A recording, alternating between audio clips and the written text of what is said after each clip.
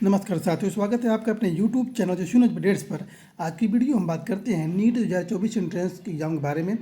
जैसा कि नवंबर में ही एनएमसी के द्वारा एक डाटा आया था कि मैथ के स्टूडेंट फार्म भर सकते हैं, तो इसका डिटेल क्या है, क्या वाकई मैथ के लोग फार्म भर सकते हैं क्या उनके साथ। और जैसा कि थंबनेल में हमने लगाया है कि नीट 2024 एंट्रेंस में मैथ स्टूडेंट फार्म भर सकते हैं, लेकिन एडिशनल यानी सहायक सब्जेक्ट बायोलॉजी या बायोटेक्नोलॉजी ज़रूरी है।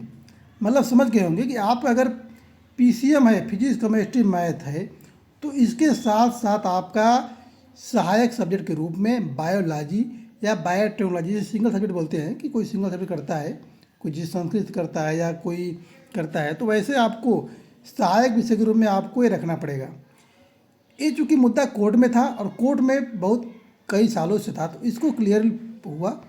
होता क्या था कि कभी कभी जैसे कोई बंदा है, मैथ से पढ़ा है, लेकिन उसकी इच्छा है कि हम डॉक्टरी लाइन में जाएं, तो उसके लिए क्या था कि वो सिंगल सब्जेक्ट से अपना बायोलॉजी कर लेता था, बायोलॉजी, और एंट्रेंस देता और एडमिशन करता, लेकिन उसको पहले नहीं मानते थे। लेकिन ये चीज़ कोर्ट में थी और कोर्ट में अब जाके प्रूफ हो गया कि नहीं, यदि आपका पीसीएम है, फिजिक्स केमिस्ट्री मैथ है, और आप सहायक एडिशनल सब्जेक्ट के रूप में बायोलॉजी या बायोटेक्नोलॉजी लिए हैं, तो आपको मान्य होगा। तो कन्फ्यूजन में न रहें कि जिनका मैथ है, मात्र फिजिक्स केमिस्ट्री मैथ, वो भी फार्म भर सकते हैं। ऐसा बिल्कुल नहीं है, ऐसा चेक करना पड़े।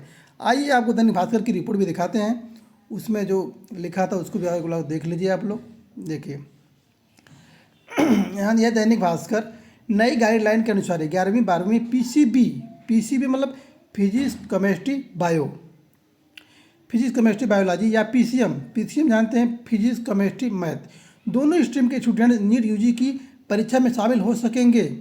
हालांकि पीसीएम से 12वीं करने वाले स्टूडेंट को एडिशनल सब्जेक्ट के तौर पर बायोटेक्नोलॉजी की परीक्षा देनी जरूरी होगी। देख रहे हैं ना, फिजिक्स केमिस्ट्री मैथ से 12वीं करने वाले स्टूडेंट को एडिशनल सब्जेक्ट के तौर पर बायोटेक्नोलॉजी की परीक्षा देनी जरूरी होगी। यानी यदि बायो परीक्षा नहीं दी है तो वो मान्य नहीं होंगे। फिर क्या दिया है, 12वीं मैथ्स पढ़ने वाले भी दे सकेंगे नीट यूजी, वही चीज़ है। लेकिन आपको जैसे बता दिया गया कि आपको फिजिक्स केमिस्ट्री बायोलॉजी या बायोटेक्नोलॉजी की पढ़ाई करने वाले स्टूडेंट नीट यूजी की परीक्षा में बैठने के पात्र होंगे। अंग्रेजी तो रहता ही है, आपको पता है। और नीट यूजी परीक्षा के बैठने के बाद नीट परीक्षा में एमबीबीएस और बीडीएस 2 कोर्स होते हैं, यूजी एक पीजी टाइप के होते हैं, तो एडमिशन के लिए अनिवार्य है। फिर आपको और चीज़ दिखा देते हैं। देखिए नीट परीक्षा भारत में एमबीबीएस और बीडीएस कोर्सेज के एडमिशन के लिए अनिवार्य है। नीट यूजी 2024 के लिए जरूरी एलिजिबिलिटी क्वालिफिकेशन क्या है, आप यहाँ देखते हैं, फिजिक्स केमिस्ट्री, फिर इसके बाद बायोलॉजी बायोटेक्नोलॉजी, मतलब आपको ये दोनों में से एक अनिवार्य है। उसके बाद आपका फिजिक्स केमिस्ट्री मैथ हो चाहे जो हो, लेकिन ये आपको अनिवार्य है। और अंग्रेजी में 12वीं पास। एज देखते हैं, एज आपकी कम से कम 17 साल होनी चाहिए।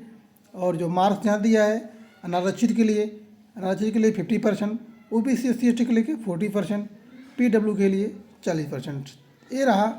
और यहाँ एक बार फिर देख लीजिए कि इससे पहले जो एमबीबीएस आईबीडीएस में एडमिशन के लिए 11वीं और 12वीं कक्षा में अंग्रेजी फिजिक्स केमिस्ट्री बायोलॉजी की, देखिए इसके पहले क्या था कि अंग्रेजी तो कॉमन होकर छोड़ दीजिए, फिजिक्स केमिस्ट्री बायोलॉजी 2 साल की रेगुलर स्टडी अनिवार्य थी। रेगुलर या ओपन लर्निंग मोड के स्टूडेंट के इसके लिए एलिजिबल नहीं थे। यानी इससे अगर कोई बायोलॉजी इसके पहले करता था सिंगल सब्जेक्ट से, ओपन यूनिवर्सिटी किसी से कॉलेज से, तो एलिजिबल नहीं थे। वही चीज़ कोर्ट में चल रहा था, वही चीज़ हो गया कि अब जो एडिशनल सब्जेक्ट के रूप में किया है वो मान्य होगा। जैसे यहाँ देखते हैं एनएमसी के इस नए फैसले से उन स्टूडेंट के लिए मेडिकल में करियर रास्ता खुल गया है जो 12वीं मैथ स्ट्रीम से पढ़ाई करना चाहते हैं। इससे स्टूडेंट के लिए पहले से और ज़्यादा करियर ऑप्शन के दरवाजे खुले रहेंगे।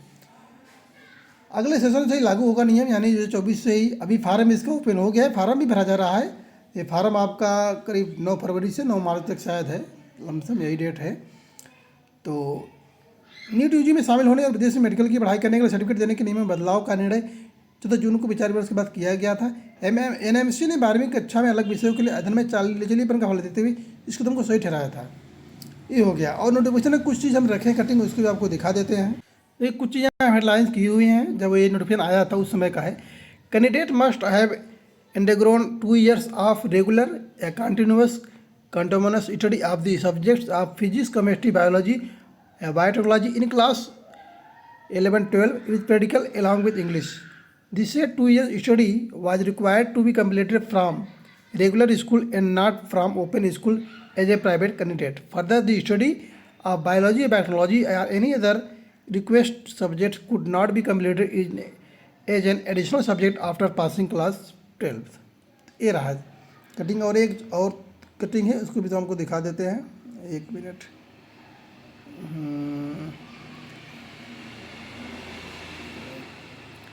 तो ये चीज़ रही यहाँ पे आपकी।